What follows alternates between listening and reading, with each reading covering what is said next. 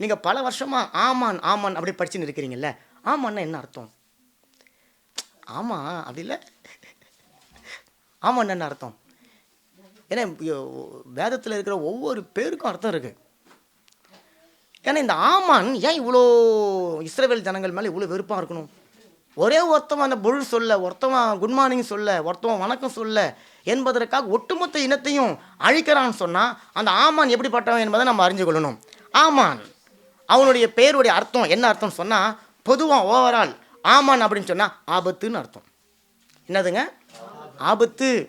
உங்களுக்கு ஆபத்து வருதா வாழ்க்கையில்? வருதுங்களா? வருது, நார்மலாக வருது இல்லை? அப்போ உங்களை பார்த்து யார் சிரிக்கிறது? ஆமான். ஆமான் சிரிக்கிறான். ஓ, நீ எனக்கு அன்னைக்கு என்னை நீ வந்து கவனம் பண்ணல, ஒரு ஆபத்து வருது. ரெண்டாவது ஆமான் அப்படின்னு சொன்னால் குழப்பத்தை உண்டு பண்ணுகிறவன். யாருங்க? குழப்பத்தை உண்டு பண்ணுகிறவன் என்று சொல்லி பொருள். வேறு சில டிரான்ஸ்லேஷனில் அல்லது வேறு சில அறிஞர்கள் ஆமான் அப்படின்னு சொன்ன என்ன அர்த்தம் சொன்னால், ஆமான் சொன்னால் கொந்தளித்து எழும்புகிறவன், கொந்தளிக்கிறவன். கடல் கொந்தளித்து எழும்புன என்ன ஆகுங்க தேசம் இல்லைங்களா? அந்த போல் ஆமான் என்பவன் கொந்தளித்து எழும்புகிறவன் அல்லது அழிவை ஏற்படுத்துகிறவன். அவன் தான் ஆமான். ஆமான் சொன்னால் அழிவை ஏற்படுத்துகிறவன். இவன் எந்த இனத்தை சேர்ந்தவன் என்று சொல்லி ஆராய்ச்சி பண்ணி பார்க்கும்போது அவன் அகாசியா வம்சத்தை சேர்ந்தவன். அகாசியர் என்கின்ற ஒரு பெரிய இனம் இருந்தது. அந்த இனம் இஸ்ரவேலருடைய பரம எதிரியாக, இஸ்ரவேலரை எழும்பவே செய்யக்கூடாது என்பதாக நினைத்து அவர்களை அழிக்கும்படிக்காக நினைத்து கொண்டிருக்கிற ஒரு இனம் தான் இந்த அகாசியா என்கின்ற ஒரு இனம். இவர்கள் இஸ்ரவேலருடைய பழைய எதிரிகள்.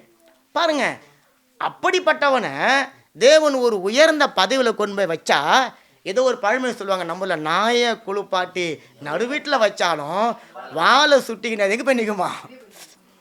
அதை போல் அவன் ஒரு உயர்ந்த உன்னதமான ஒரு பொறுப்பில் இருக்கான், ராஜாவுக்கு அடுத்த ஸ்தானத்தில் இருக்கிறான். அவனுடைய இருதயத்தில் இப்படிப்பட்ட என்னெல்லாம் இருக்குது பாருங்களேன். ஆபத்தை உண்டு பண்ணக்கூடிய ஒரு மனுஷனாக இருக்கிறான், குழப்பத்தை உண்டு பண்ணக்கூடிய ஒரு மனுஷனாக இருக்கிறான், கொந்தளிக்கிறவனாக இருக்கிறான், அழிவை ஏற்படுத்தக்கூடியவனாக அவன் இருக்கிறான். அப்போ இந்த ஆமான் ஏதோ ஒரு மனுஷன் அல்லது ஏதோ ஒரு அதிகாரி, ஏதோ ஒரு மந்திரி, அவன் ஏதோ மெர்தாகாக்கிக்கு விரோதமாக எழுமுனா, எஸ்தர் ராணிக்கு விரோதமாக எழுமுனா, ஏதோ இஸ்ரவேல் ஜனங்களுக்கு விரோதமாக எழுமுனா என்று சொல்லக்கூடிய ஒரு மனுஷன் அல்ல. அவன் எதிரியினுடைய யுக்தி, எதிரினுடைய கருவி, பிசாசின் கரத்தில் இருக்கக்கூடிய அவனுடைய கருவி. அவன் இன்னைக்கு ஏதோ ஒரு இனத்தை அழிக்க அல்ல, ஒட்டுமொத்த உலகத்தையும் அழிக்க அநேக சூழ்நிலைகளில் அவன் உங்களுக்கு எனக்கு விரோதமாக எழும்பி வந்து தேவனுடைய தரிசனத்தை நீங்களும் நானும் பெற்றுக்கொள்ளக்கூடாதபடிக்கு தடையாக வந்து விடுகிறான்.